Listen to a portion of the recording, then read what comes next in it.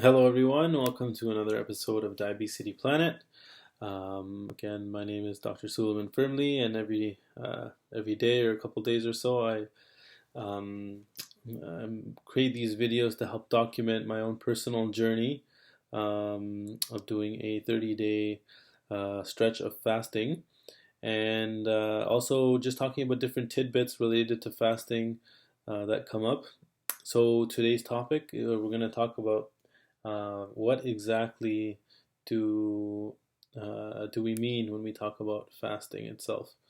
So before we talk about the topic, I also start off by just talking a little bit about how the weight loss is going in terms of the weight and waist circumference is mainly what I would track every day, and also just in terms of how I've been feeling with how the fast has been going and how I feel in general.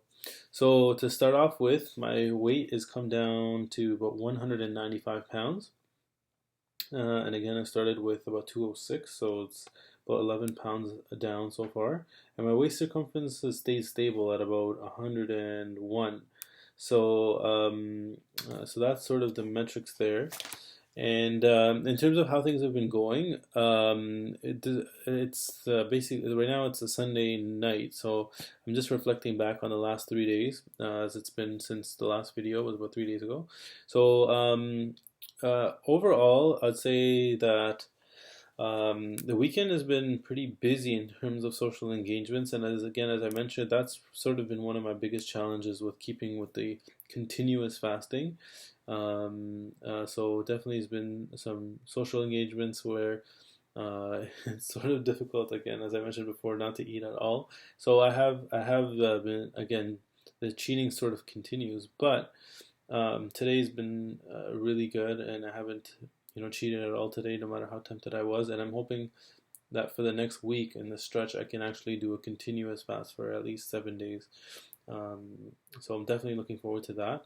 And then in terms of overall, so I guess really my fasting now has come down to about a 20. I would say over the last couple of days, it's been 24-hour fasting. So just have one relatively healthy meal and then fasting for the next 24 hours. So again, this is 24-hour fasting, and actually the topic for today is what exactly does fasting mean and what are the different types of fasting. So we'll talk more about that today. And again, my goal for the coming week is to try and stick to the continuous fasting. Um, so let's get into the topic for today. Um, in the topic.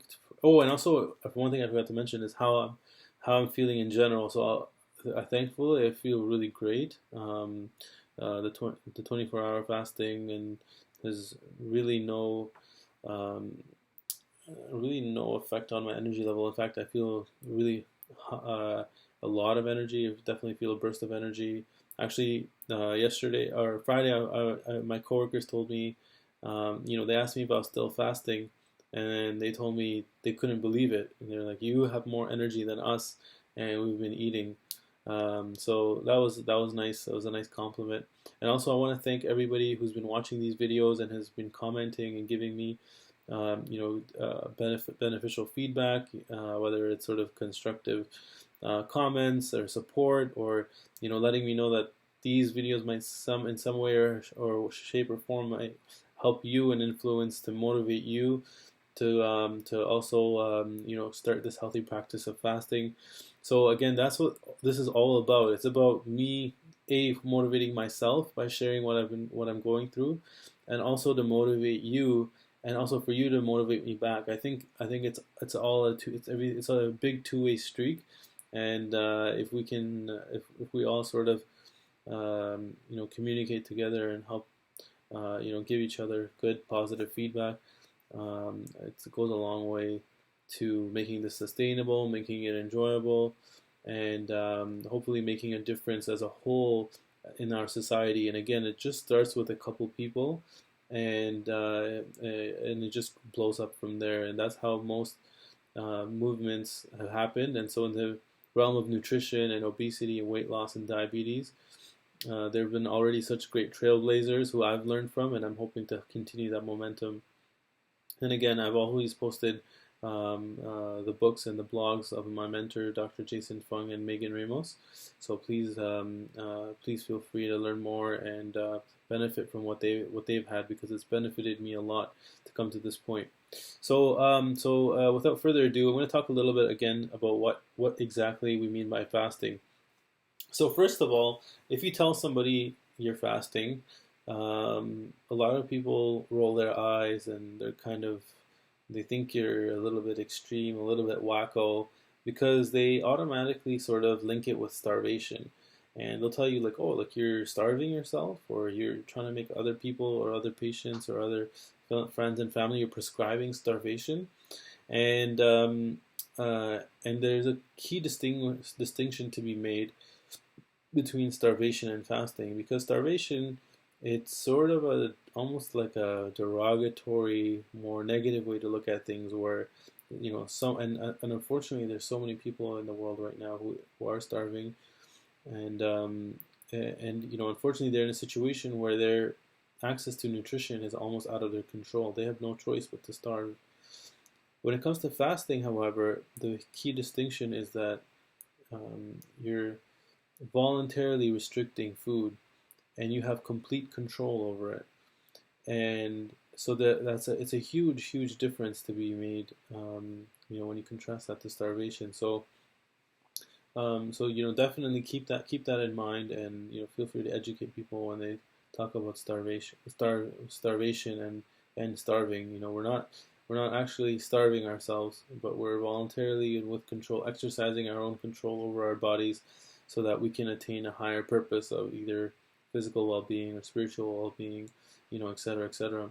So I just wanted to start off with that right off the bat. Next, I want to go into, a little bit about the history of fasting. So when people hear about fasting nowadays, it sounds a little bit outlandish depending on who you talk to. But a lot of people who practice faiths or who are knowledgeable about faiths know that fasting is an integral part of most world religions.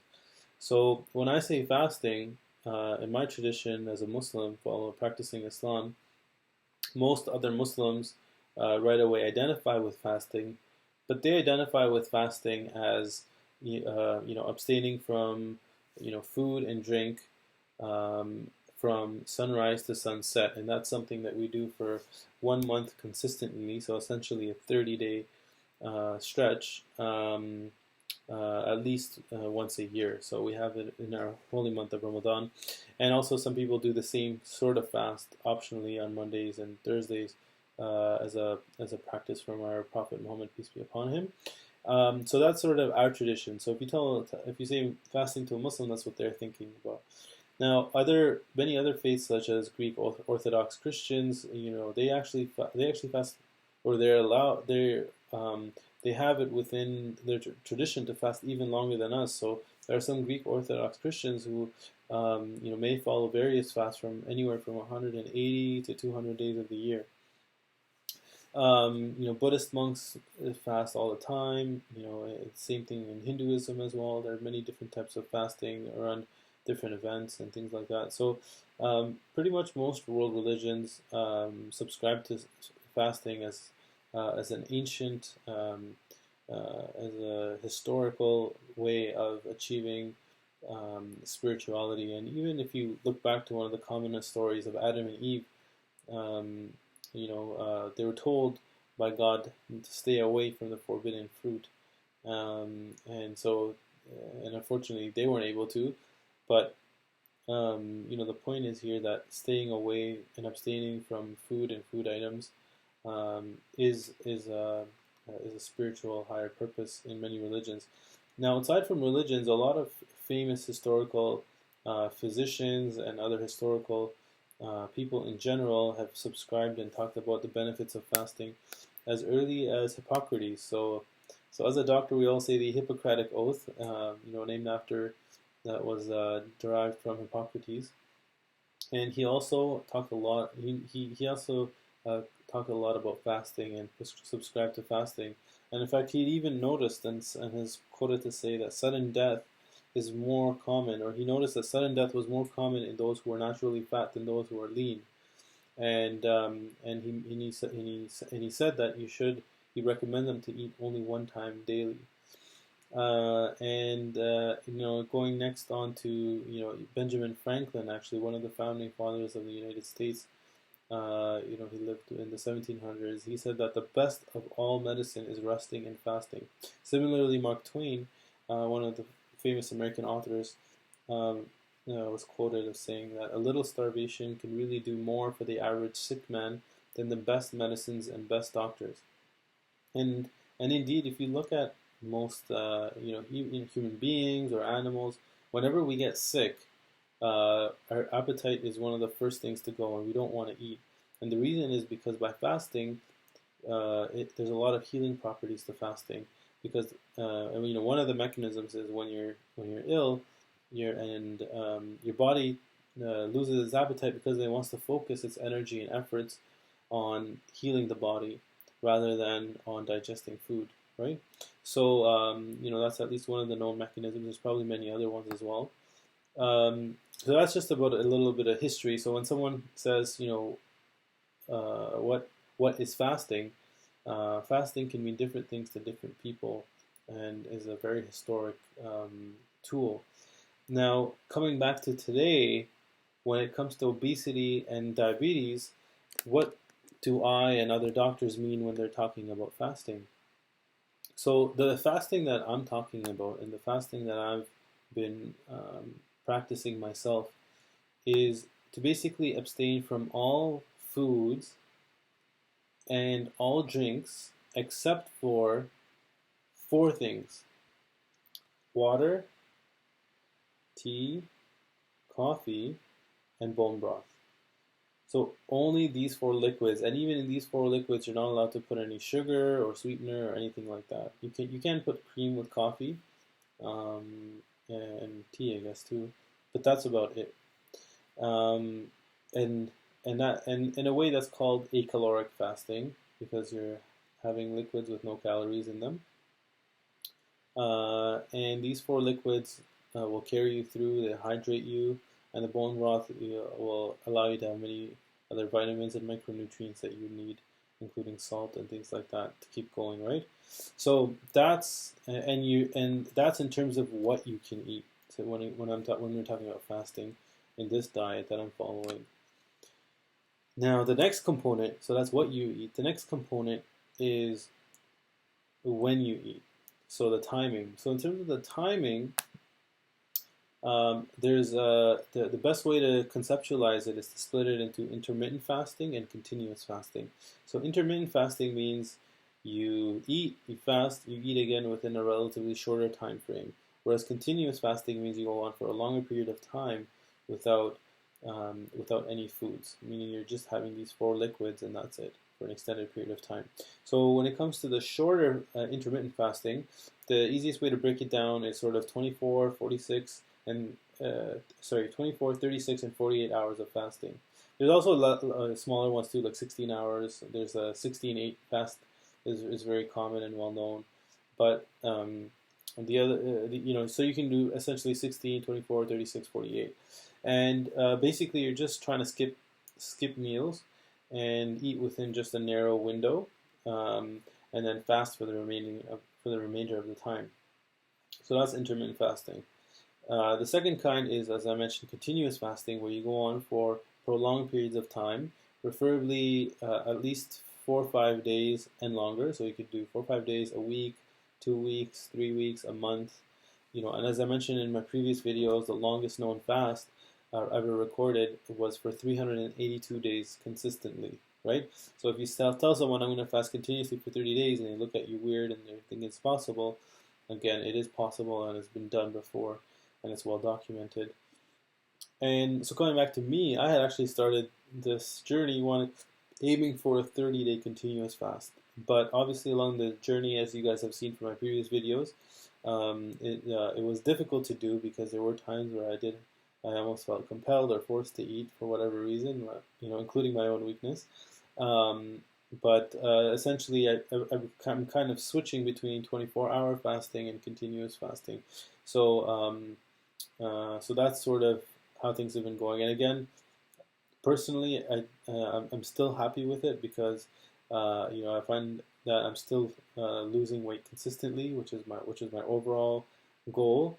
It wasn't to prove a point or to be hard on my body or myself or put myself in rough situations. It was just my goal is just to lose as much weight as I can within the next 2-3 months, and essentially to get to a healthy weight from my previous weight and high BMI, as I talked about in my previous videos.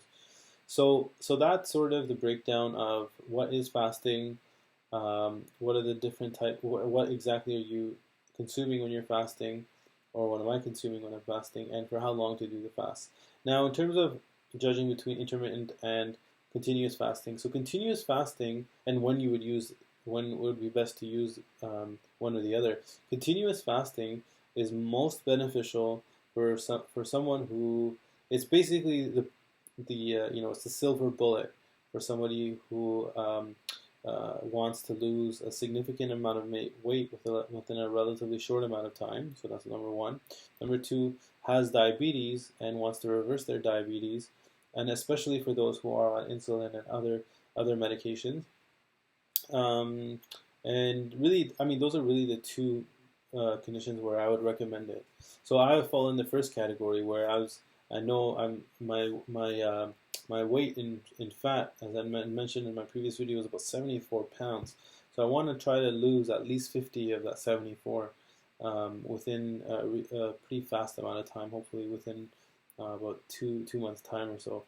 So that's why I wanted to go on this journey and try to do a continuous fast. Now, in terms of intermittent fasting, and again, the continuous fast is probably not, again, it's not sustainable. It's not something you want to do.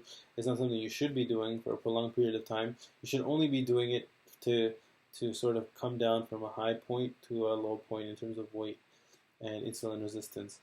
Now, in terms of intermittent fasting is more geared towards people who are already at a healthy weight and who just want to live a healthier lifestyle.